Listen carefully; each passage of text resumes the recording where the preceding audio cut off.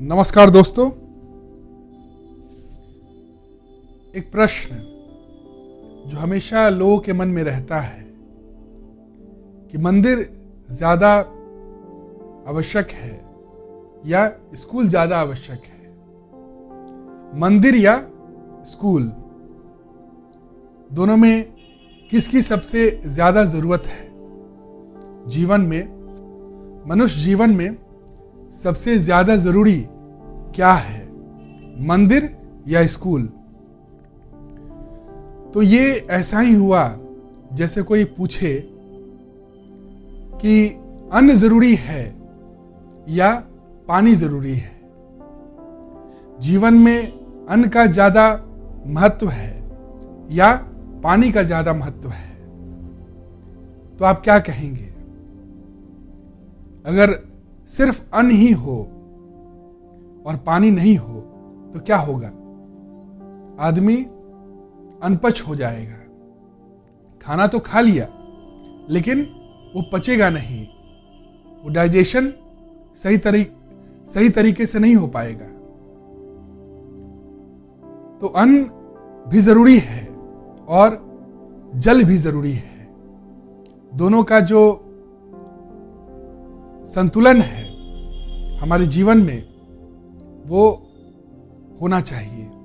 अगर सिर्फ पानी है और अन्न नहीं है तब भी क्या है, जीवन अधूरा है, जी नहीं पाएंगे। जीवन में डिजीज हो जाएगा। और सिर्फ अन्न है, पानी नहीं है, तब भी क्या होगा? वो भी फिर डिजीज में कन्वर्ट हो जाएगा। जो ईजनेस है वो नहीं हो पाएगा। अपने अपने जगह पे दोनों का ही जरूरत है जीवन में। ठीक उसी तरह स्कूल भी जरूरी है, शिक्षा भी जरूरी है और मंदिर भी जरूरी है, दीक्षा भी जरूरी है। स्कूल सिर्फ अगर हम लोग जाते रहें, शिक्षा लेते रहें और मंदिर नहीं जाएं, दिशा का ज्ञान नहीं हो, अध्यात्म का ज्ञान नहीं हो, अगर हम अपने आत्मा से नहीं जुड़े और सिर्फ शिक्षा लेते जाएं, सिर्फ स्कूल बनते जाए, लोग शिक्षित होते जाएं, लेकिन क्या हो, अपने आत्मा से जुड़े नहीं हैं, आत्मा से दूर हैं, एकदम सरफेस लेवल पे ही जी रहे हैं। स्किल तो बहुत आ गया है लेकिन माइंडसेट, जो मन है वो अशांत है। तो एक अशांत मन क्या करेगा? कभी शांति फैला नहीं सकता है जीवन में। दूसरे के जीवन में भी वो शांति नहीं फैला सकता है। अगर आप बहुत शिक्षित हैं, बहुत बाहरी जो भी भौतिक जो ज्ञान आपको बहुत है, लेकिन आध्यात्मिक ज्ञान नहीं है, तो आप सरफेस लेवल पे ही जी रहे हैं।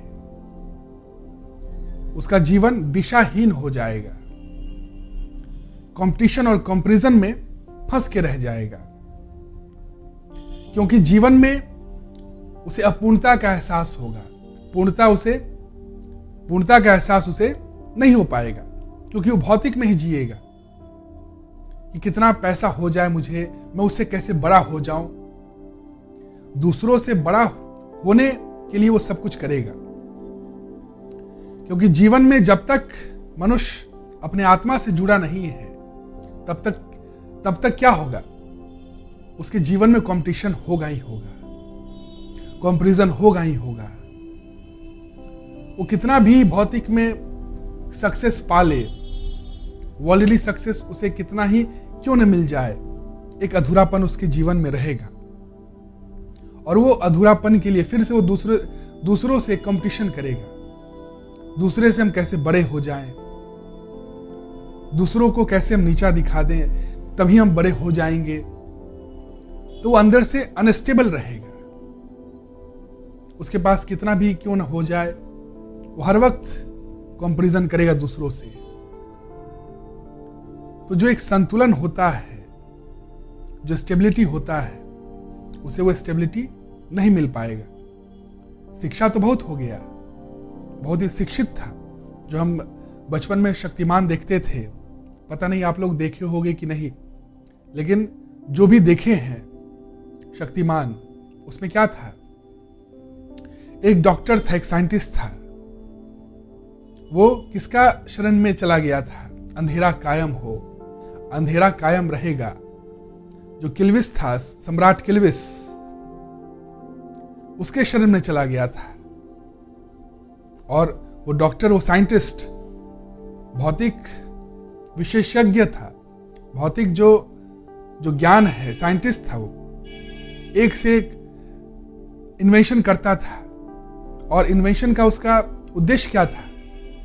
कि लोगों को डरा धमका के अपने कंट्रोल में लाया जाए, अंधेरे के कंट्रोल में लाया जाए। ये जो उसके अंदर कुरीति था, दूसरों को कैसे हम कंट्रोल करें, डरा के धमका के। तो ये जो कंपटीशन जो माइंड था, ये क्यों था? क्योंकि वो दीक्षा से, सही गुरु से जुड़ा नहीं था। उसके जीवन में अंधकार था, इसलिए वो दुनिया में अंधकार को फैलाना चाहता था, दुनिया को अपने अंडर कंट्रोल करना चाहता था, अपने मुट्ठी में करना चाहता था। तो ये जो कंपटीशन माइंड था, ये माइंड कैसे आया? वो शिक्षित तो था, साइंटिस्ट था, उसके अंदर ज्ञान था, भौतिक ज्ञान उसके भीतर कूट कूट के भरा हुआ था। लेकिन आध्यात्मिक जो ज्ञान था उसके अंदर नहीं था। वो अपने आत्मा से जुड़ा हुआ नहीं था, आत्मा से बहुत दूर था, अध्यात्म से नहीं जुड़ा हुआ था। अध्यात्म आपको अपने आत्मा से जोड़ता है, आपको स्टेबल बनाता है। स्टेबल कैसे बनाता है? जो आत्मा से जुड़ जाता है वो अपने अनंत स्वरूप से जुड़ जाता है। आत्मा से बड़ा कोई नहीं है, आत्मा ही सबसे बड़ा है। और जो आत्मा से जुड़ जाता है उसे यह एहसास हो जाता है कि वो यूनिवर्स से जुड़ा हुआ है, वो यूनिवर्स से अलग नहीं है, वो ब्रह्म से अलग नहीं है, वो भगवान से अलग नहीं है। पूरा यूनिवर्स, पूरा जो कायनात उसके थ्रू वर्क कर रहा है। तो उसको कंपटीशन करने की आवश्यकता नहीं होती है। वहां पे कंपटीशन खत्म हो जाता है, वहां से क्रिएशन स्टार्ट होता है, वहां से क्रिएटिविटी का जन्म होता है। जहां पे कंपटीशन का एंड होता है वहीं से क्रिएटिविटी का स्टार्ट होता है, बिगिनिंग होता है। तो मनुष्य जब अपने स्वयं से जुड़ता है, अध्यात्म से जुड़ता है, उसे एक दिशा मिलता है, सही दिशा मिलता है, जीवन में स्टेबिलिटी आता है, मन शांत होता है। नहीं तो अशांत मन में आप कितना भी ऊंचा से ऊंचा जो भौतिक ज्ञान दे दो, क्या होगा? जब दिशा ही सही नहीं है, जब पात्र जो है वो क्लीन नहीं है, उसमें आप अमृत भी डाल दोगे तो क्या होगा? वो विष में ही कन्वर्ट हो जाएगा। बर्तन अगर साफ नहीं है, उसमें आप अगर बहुत ही अमृत ही क्यों नहीं डाल दो, अगर उसमें विष है पहले से और अगर आप उसको साफ नहीं किए और अमृत डाल दिए तो क्या होगा? वो पूरा का पूरा जो अमृत होगा वो भी विष में बदल जाएगा, कन्वर्ट हो जाएगा। ठीक उसी तरह मन अगर शांत नहीं है, मन अपने स्रोत से जुड़ा हुआ नहीं है, तब तक वो अनकंट्रोल्ड है, वो अशांत है।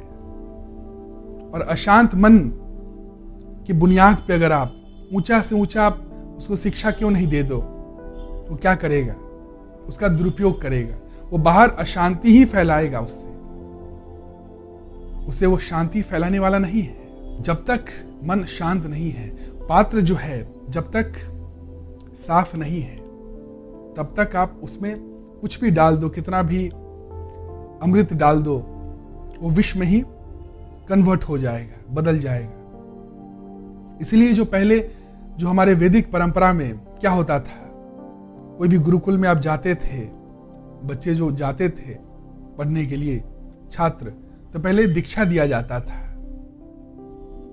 आदर्श को सेट किया जाता था, डायरेक्शन को सेट किया जाता था कि शिक्षा लेना है, क्यों लेना है, शिक्षा का जो उद्देश्य है वो क्यों है, शिक्षा क्या है, डायरेक्शन को सेट किया जाता था। उसके बाद शिक्षा दिया जाता था। उस समय जो शिक्षा गुरु होते थे और दीक्षा गुरु होते थे वो एक ही होते थे। लेकिन जब देश में आक्रमण हुआ, मुगल आए, ब्रिटिश आए, उसके बाद क्या हुआ, ये जो परंपरा था, वैदिक जो परंपरा था, वो डैमेज हुआ। उसके बाद से ही स्कूल्स, कॉलेजेस अलग हो गया, गुरुकुल से अलग हो गया। अब जो दीक्षा जो था, जो धर्म जो था, वही हमसे छीन लिया गया। हम लोग धर्म से विमुख हो गए, और धर्म से विमुख मतलब दिशा से विमुख हो गए। भारत पहले विश्व गुरु हुआ करता था। वो विश्व गुरु किसके बुनियाद पे था? वो धर्म के बुनियाद पे था। क्रिएटिविटी वहीं जन्म ले सकता है जहां पे मन शांत हो, जहां पे कंपटीशन नहीं हो। और कंपटीशन बाहर से नहीं, बाहर से तो लोग रहेंगे, भीड़ होगा ही। कंपटीशन हमारे भीतर कंपटीशन नहीं होना चाहिए। हमारे भीतर कोई द्वंद्व नहीं होना चाहिए कि हमें उससे बड़ा होना है,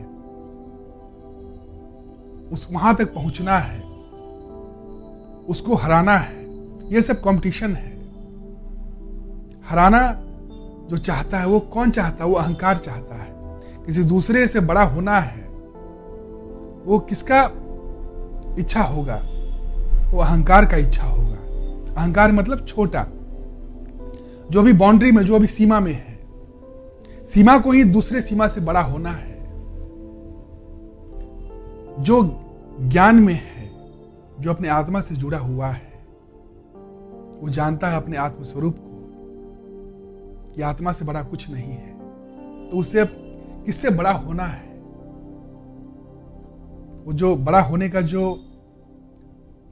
लालच था और मिटने का जो डर था, वो मिट जाता है जब हम अपने आत्मा से जुड़ते हैं, जब हम अध्यात्म को जानते हैं।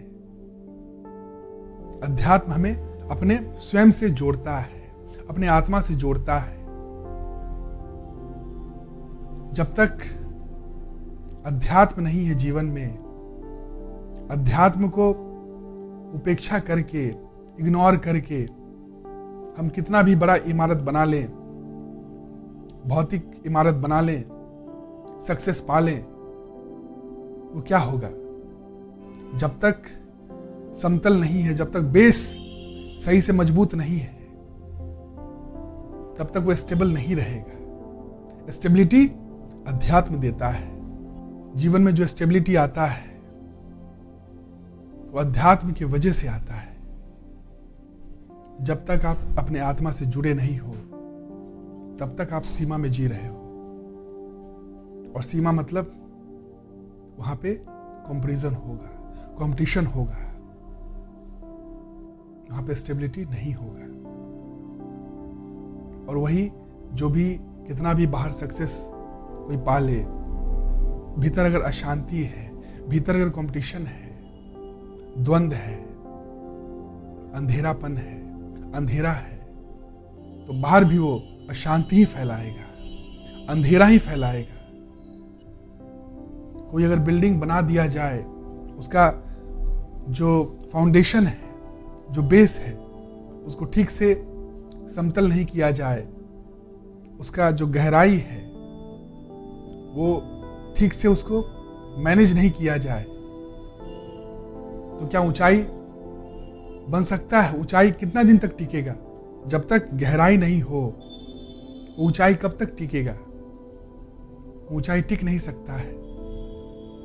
ऊंचाई को टिकने के लिए गहराई का होना आवश्यक है। गहराई अगर नहीं है तो ऊंचाई वो टिक नहीं सकता है। वो सुपरफिशियल है, वो प्रोफाउंड नहीं है। जो भौतिक सक्सेस अध्यात्म से मुंह मोड़ के पाया गया हो, धर्म से विमुख होकर पाया गया हो, वो सक्सेस, वो सफलता ज्यादा दिन तक टिकने वाला नहीं है। वो जो ऊंचाई है, उस ऊंचाई में गहराई नहीं है, और जिस ऊंचाई में गहराई नहीं है वो ऊंचाई ज्यादा दिन तक टिकता नहीं है। वही ऊंचाई टिकता है जिसके भीतर गहराई होता है। राजा तो बहुत हुए हैं दुनिया में, ऐसा नहीं कि अशोक राजा नहीं था, सम्राट अशोका था। सिकंदर भी राजा था, अलेक्जेंडर सिकंदर कहा जाता है। एक से एक राजा पैदा हुआ है। चंद्रगुप्त मौर्य भी राजा ही थे, लेकिन वो सब एक पद था, कद नहीं था। कद किसमें है? कद राम और कृष्ण में था। पद अगर नहीं भी रहा उनके पास, राम के पास पद 14 वर्ष के लिए नहीं भी था, तब भी वो स्टेबल रहे। उनके भीतर जो शांति था, बाहर जो परिस्थिति था, उसे भंग नहीं कर पाया। बाहर की परिस्थिति, उनके भीतर जो उनकी मनोस्थिति था, जो शांत मनोस्थिति था, उसको भंग नहीं कर पाया। वो स्टेबल ही रहे, और स्टेबल होकर वो जो कर्म किए हैं, वो निष्काम कर्म किए हैं। चाहे कृष्ण हो, चाहे राम हो, उनका कर्म निष्काम कर्म रहा है, जो दूसरों के लिए धर्म बन गया, जो दूसरों के लिए दिशा बन गया है। ये सब हमारे आइडियल हैं। क्यों? क्योंकि ये लोग हमें अपने स्वयं से जुड़ना सिखाते हैं, हमें अपने आत्मा से जुड़ना सिखाते हैं। वो आत्मा जो दो नहीं है, जो एक ही है, जो अनंत है। जितने भी जीव हैं, जीवात्मा है, उसी आत्मा का ही रूप है। भिन्न भिन्न रूप है, जिसमें वो जागा नहीं है, वो अहंकार के रूप में जी रहा है। वहां पे डर और कंपटीशन है, डर और लालच है। और जहां पे वो आत्मबोध में जी रहा है, वही राम है, वही कृष्ण है, वही बुद्ध है, वही महावीर है। मैंने एक से एक पैसे वाले देखे हैं, बड़े से बड़े, इसका बहुत बड़ा घर है, इमारत है, कोठी है, बंगला है, गाड़ी है, लेकिन वो दुखी है। मन में शांति नहीं है, मन में आनंद नहीं है, डर और लालच कायम है। तो क्या फायदा वहां पे जाके भी?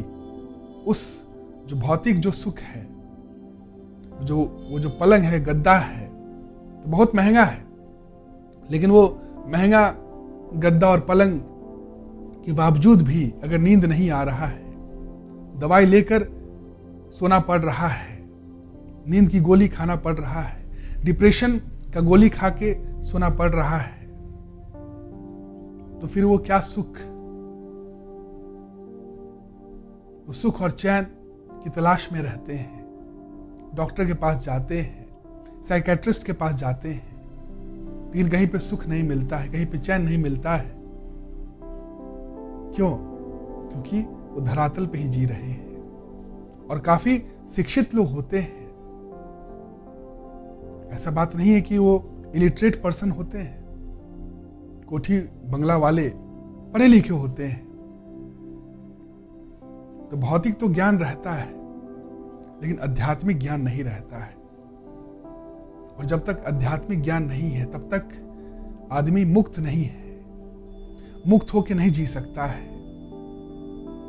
और जो मुक्त नहीं है, वो फिर क्या करेगा? वो कंपटीशन करेगा, वो कंपैरिजन करेगा, और कंपटीशन और कंपैरिजन में ही डिप्रेशन होता है। जितने भी क्राइम होते हैं, वो केवल और केवल कंपैरिजन और कंपटीशन में होते हैं। किसी को नीचे दिखाना है, किसी को कंट्रोल करना है। तो ये जो भाव है, ये भाव किसको है? ये भाव अहंकार को है। अहंकार मतलब जिसे अपने स्वयं का बोध नहीं है, जो अपने आत्मा से बहुत दूर है, जो सिर्फ और सिर्फ शरीर के भाव में जी रहा है, देह के भाव में जी रहा है, जो केवल देह के भाव में जी रहा है, उसके भीतर न दया है, न प्रेम है, न आनंद है, न शांति है। वो धर्म से विमुख है, दिशाहीन है। इसी को कहते हैं, खाना तो खा लिया, बहुत अन्न तो बहुत है, लेकिन पानी के बिना अनपच हो गया। इसलिए स्कूल की भी आवश्यकता है और मंदिर की भी आवश्यकता है। ये दोनों का जो बैलेंस है, वही जीवन में मनुष्य तरक्की कर सकता है। अध्यात्म की बुनियाद पे अगर शिक्षा होगा तो वहां से क्रिएटिविटी निकलेगा, और अध्यात्म को हटाकर अध्यात्म के विमुख अगर शिक्षा मिलेगा तो क्या होगा? कंपटीशन होगा। तो यही फर्क हो जाता है कंपटीशन और क्रिएटिविटी में। एक क्रिएटिव माइंड लिबरेटेड माइंड होता है, उसके भीतर कोई द्वंद्व नहीं रहता है, वो आजाद रहता है, उसको किसी से कंपटीशन नहीं है। कंपटीशन उसी को रहता है, उसी को होगा जो एकदम धरातल पे जी रहा है, एकदम भौतिकवाद है, जिसके भीतर गहराई है। उसको कंपटीशन हो ही नहीं सकता है, क्योंकि वो अपने आत्मा से जुड़ा हुआ है, और जो अपने आत्मा से जुड़ा हुआ है वो क्रिएटिव माइंड होगा, वो स्टेबल होगा, वो इन्फ्लुएंस नहीं होगा। दूसरे जो बोलेंगे तो अपने आप को इंफीरियर नहीं फील करेगा, लेकिन जो अपने आत्मा से जुड़े हुए नहीं है वो तुरंत डर और लालच में पड़ जाएंगे। कोई उन्हें अगर नीचा दिखाता है तो या तो तुरंत अपने भीतर जो कॉम्प्लेक्सिटी है, इन्फिनिटी कॉम्प्लेक्स पालने लगेंगे, और नहीं तो तुरंत वो दूसरे को कैसे नीचा दिखाएं उसमें पड़ जाएंगे।